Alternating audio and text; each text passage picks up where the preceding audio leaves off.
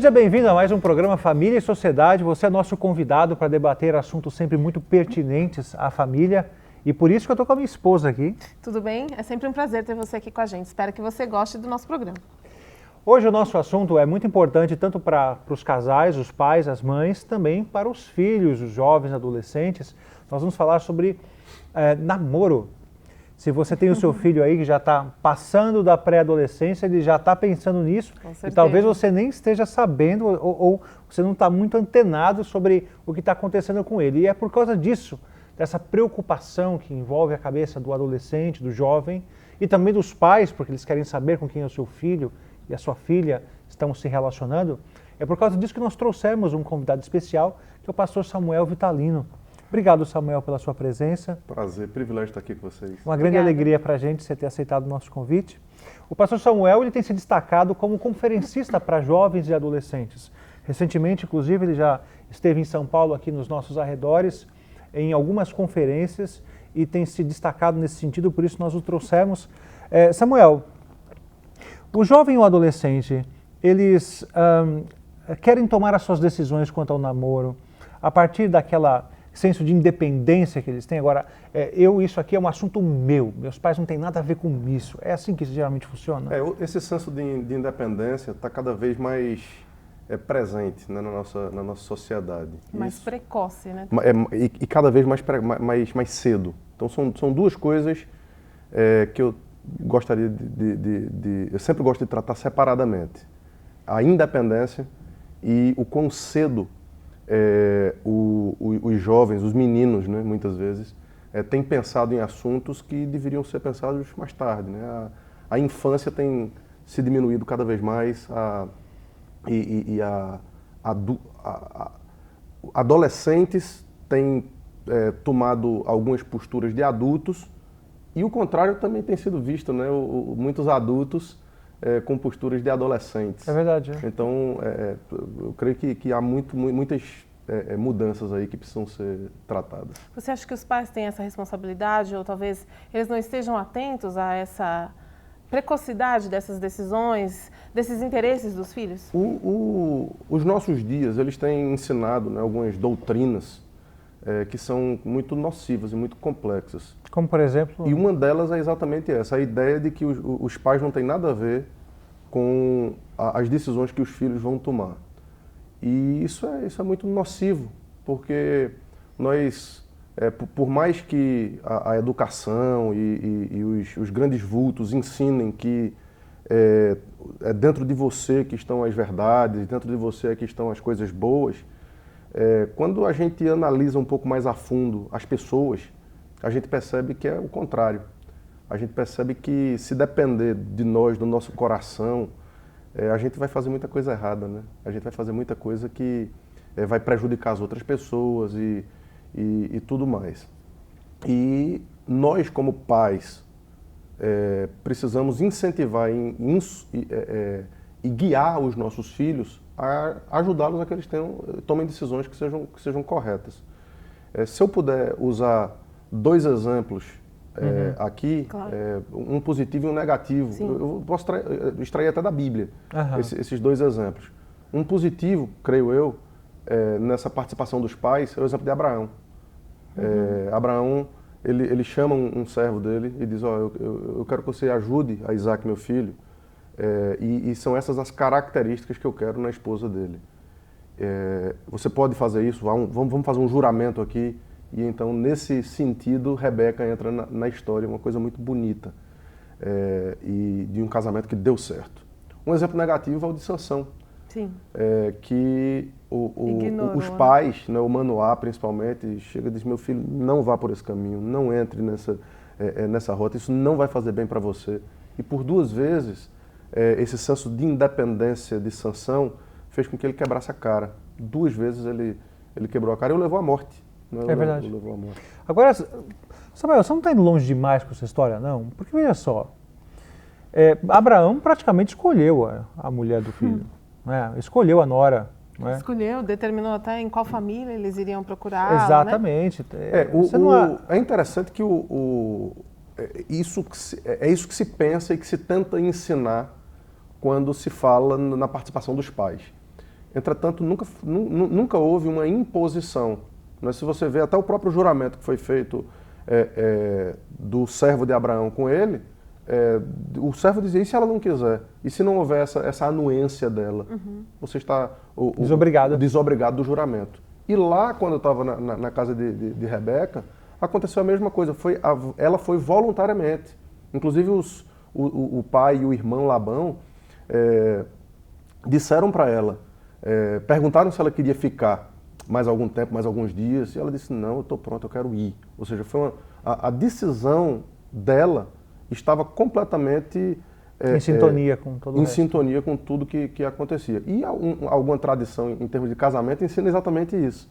Ensina que nos casamentos orientais, judaicos principalmente, quando uma taça só era servida para todos aqueles que iam celebrar aquele contrato, todos tinham que beber naquela mesma taça, inclusive a noiva.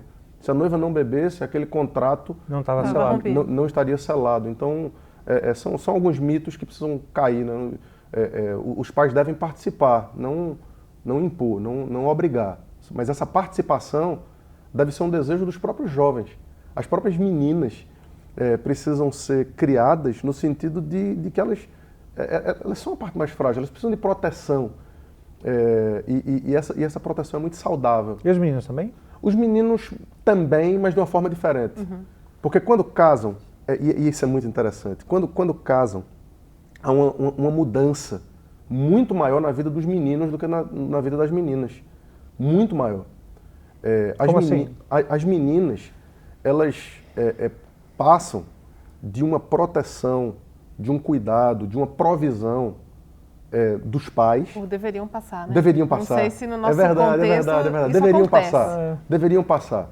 Não é? De uma provisão dos pais para a provisão do marido.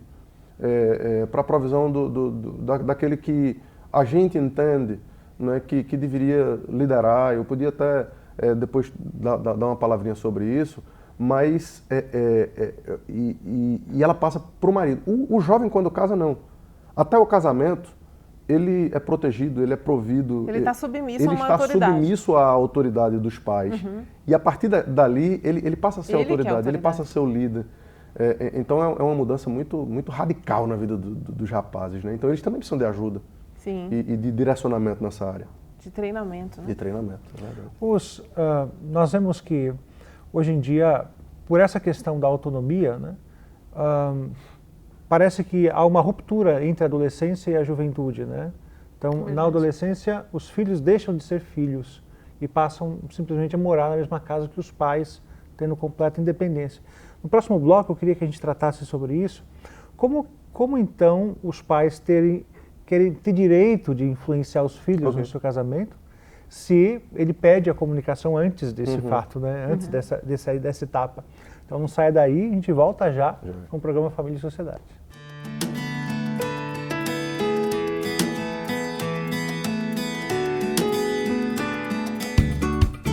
Felicidade, alegria e muita gratidão. São esses os sentimentos de quem participa do Mackenzie Voluntário. Venha fazer parte dessa turma. Participe dessa iniciativa que já realizou mais de 1000 projetos e ações. Sua participação torna essa corrente de solidariedade ainda mais forte. Inscreva-se no nosso site e faça parte desse time. O bem faz bem. Multiplique essa ideia.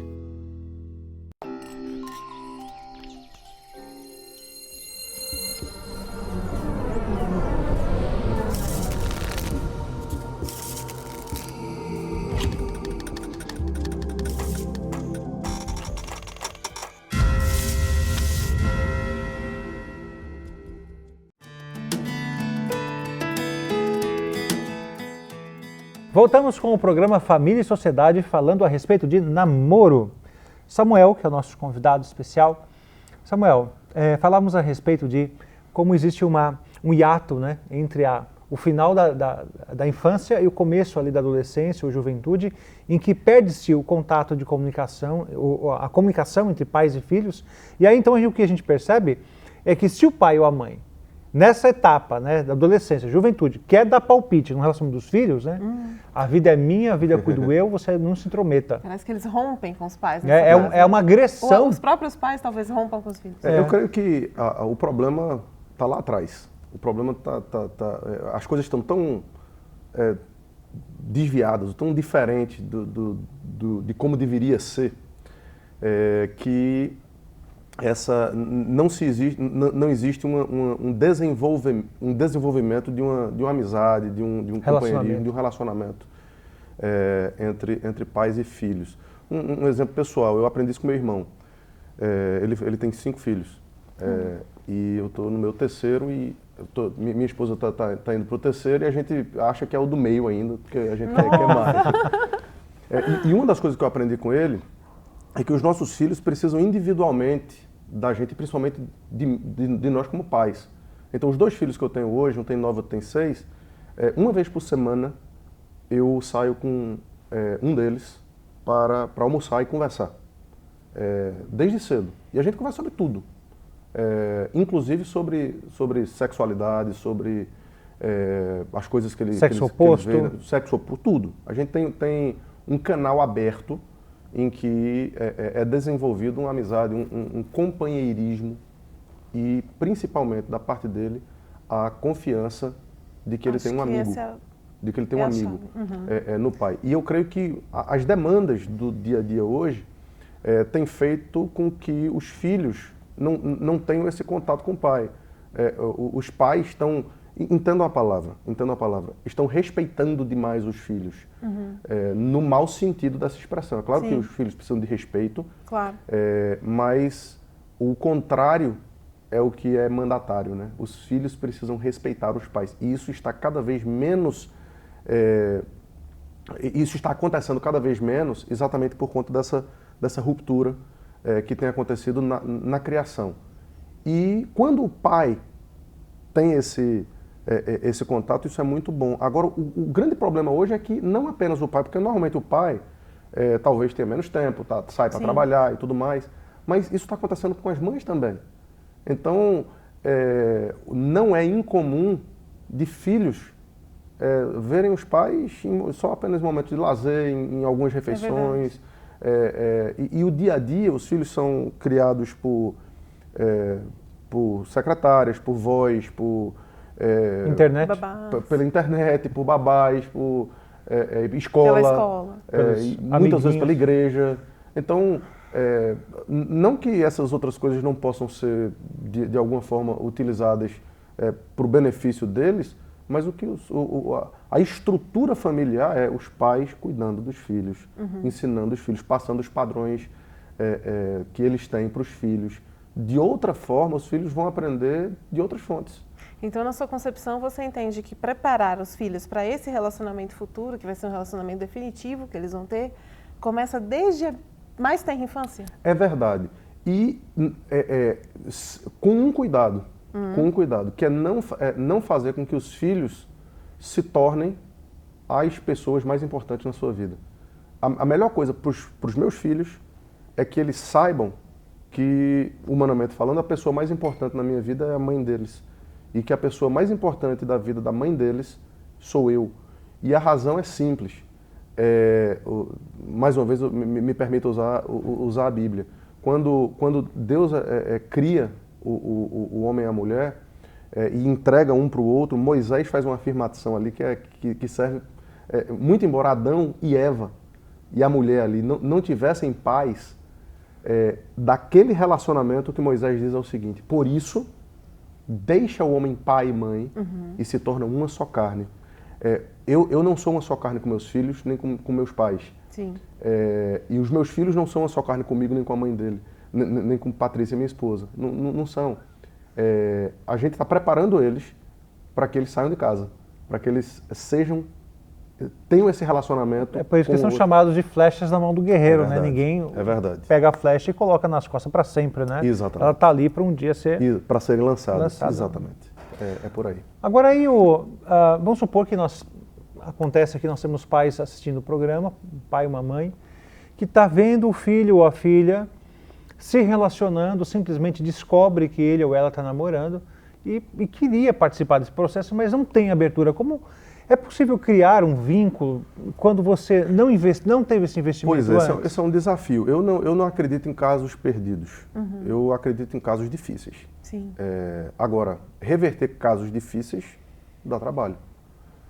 Então precisa haver investimento, precisa haver Paciência. mudança.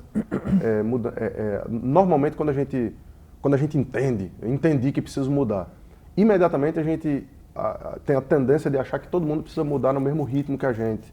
Então esse lance da paciência é importante. Eu acho que passa muito pelo oferecer em primeiro lugar claro, também, né? Perfeitamente. Eu estava lembrando quando você estava falando dos 10... Estou aqui. Os 10 mandamentos, né? Antes de Deus dizer faz isso, não faz aquilo, ele disse, eu sou o Senhor teu Deus que te tirei da terra do Egito. Exatamente. Né? Acho que essa parte é fundamental. Exatamente. E isso que eu aprendi com meu irmão, que eu citei, ajuda muito. Por quê? Porque você desenvolve um relacionamento. Tem pais que querem impor alguma coisa e essa imposição, sem que esse relacionamento seja estreito, a corda vai... esses meninos vão sair de casa e essa corda vai quebrar. Não tem jeito. A gente ainda acredita que... Não sei, né? É o que a gente vê por aí. Eu creio que hoje as pessoas veem os seus filhos, né, como se eles fossem ser criados de forma natural. Né? Parece que não há um investimento na vida deles, né? Exato. E depois eles vão colher esses frutos. O grande problema, Sônia, é que as pessoas acreditam que o que os nossos filhos precisam é de dinheiro, é de essa é uma conforto, outra questão. é de presente. É de presente. E essas coisas são passageiras, são efêmeras. Se um pai pode oferecer algumas coisas para os filhos, não tem nada de errado com isso. Ou seja, os pais estão muito mais preocupados com a vida profissional dos filhos do que com o relacionamento que eles vão ter no futuro. Exatamente. E como profissionais, eu não gosto de pragmatismo, mas vamos pensar um pouquinho nisso. Veja como as pessoas estão insatisfeitas. Homens e mulheres estão insatisfeitos. Por quê? Porque estão buscando. Meu pai dizia uma coisa, ele dizia, a medida do ter nunca enche. Estão vazias, exatamente. Quando as pessoas têm as preocupações delas, as alegrias delas nessas coisas que passam, o grande sonho de consumo que elas têm vai ficar obsoleto em 2, 3 meses. Porque, agora, é verdade. Né? Agora, quando... Pode falar. Não, eu queria que a gente, no próximo bloco, que nosso tempo aqui está acabando, se dirigisse agora para os jovens e adolescentes. Okay. Eu estava falando até agora para os pais, né? Então, vamos pensar um pouquinho sobre como eles têm escolhido os seus namorados, namoradas, né? E qual é o critério, né, que deveria ser a base para que isso acontecesse, tá bom?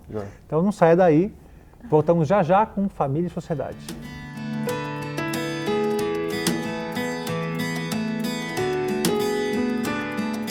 O Sinal da TV Digital já está no ar aqui na casa da família Souza.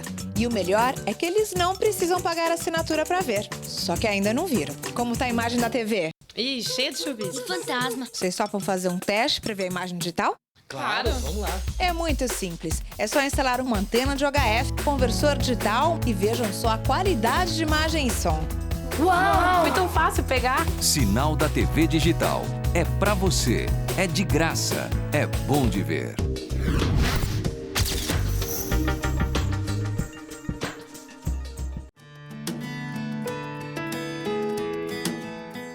Voltamos com o nosso último bloco do programa Família e Sociedade e hoje o programa está muito interessante porque o nosso convidado, o pastor Samuel, está falando sobre namoro. E a nossa ênfase nesse último bloco é sobre o adolescente e o jovem, a maneira como ele escolhe ou tem escolhido, né, o seu namorado, a sua namorada. Samuel, assim, não é segredo para ninguém, né? A gente também já foi adolescente, não faz tanto tempo assim, né? Para mim, muito menos do que para você.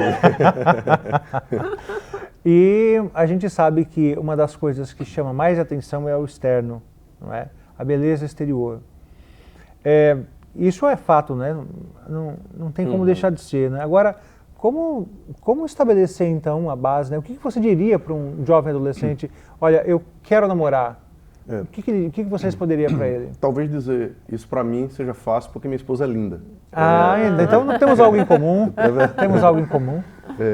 Mas o fato dela ser linda é um presente, é algo a mais. É um plus. É algo extra. O mais importante é eu saber que essa beleza que ela tem hoje, ela é desvanecente. Sim. Né? As pessoas envelhecem, as pessoas não carregam o mesmo vigor, a mesma força Com certeza. e a mesma beleza por toda a vida. Então, se a nossa expectativa estiver nisso, nossas alegrias estão com os dias contados. Verdade. Nossas alegrias estão com os dias contados. Da mesma forma, acho que Salomão diz um negócio muito, muito interessante. Ele diz que vã é a graça e a formosura, mas a mulher que teme ao Senhor, essa será louvada.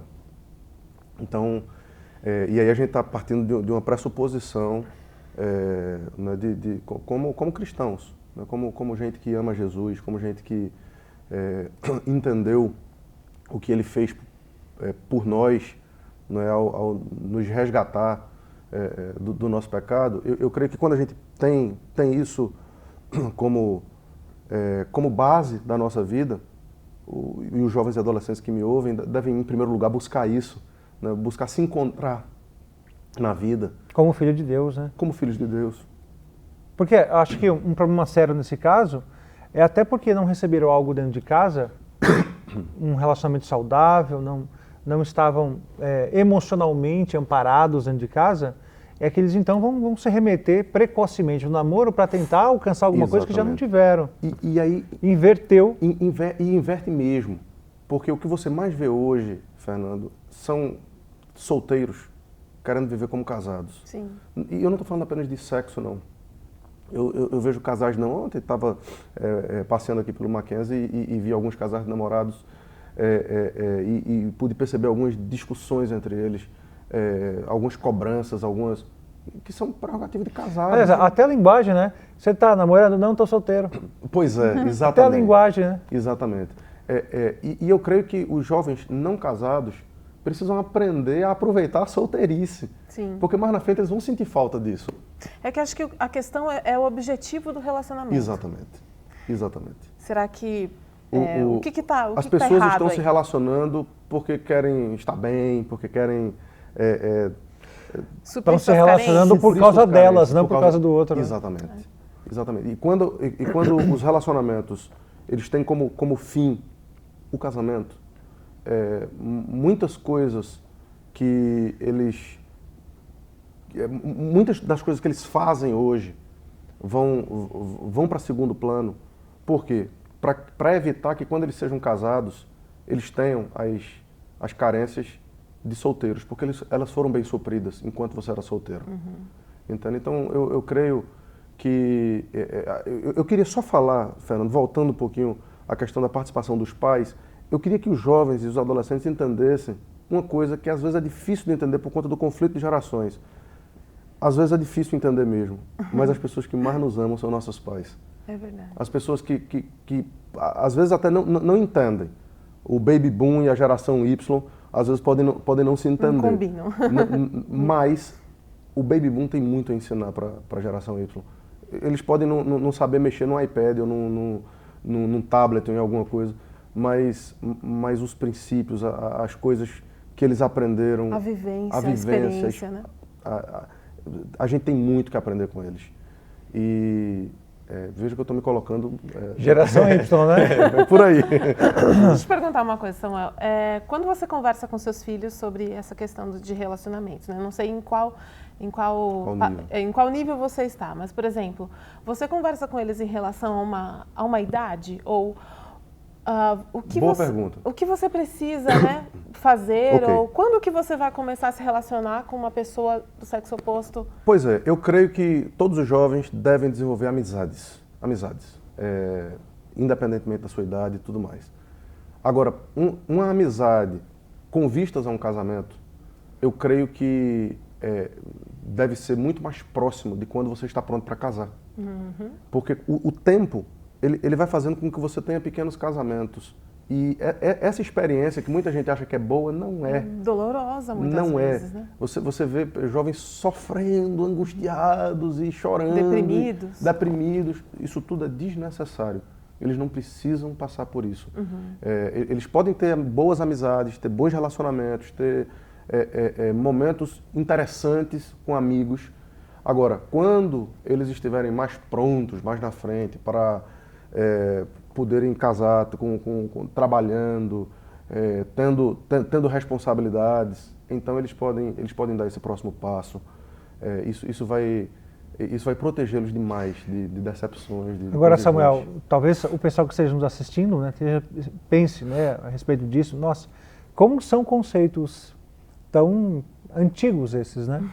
E a gente percebe o quanto a sociedade cristã tem sido desconstruída, né? É verdade. Tem sido deteriorada. Porque isso é difícil, Fernando, falar muitas vezes dentro do próprio cristianismo. É verdade, dentro das igrejas mesmo. Dentro né? das igrejas. Isso tem sido difícil.